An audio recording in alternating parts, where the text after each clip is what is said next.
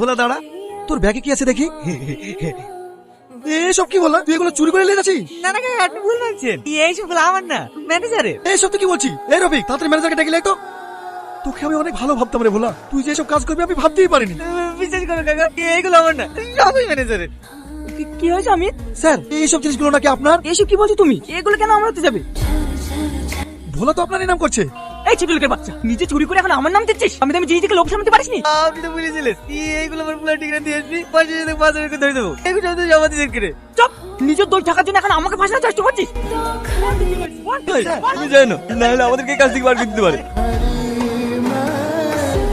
আমি জানি ভোলা, তুমি চুরি করোনি। তুমি জানলে কি হবে? ওরা সবাই ভাই তোর বললো, কত মাইলো, তখন তুমি কিছু বললে না কেন? আমি চাইলেও কিছু করতে পারতাম না।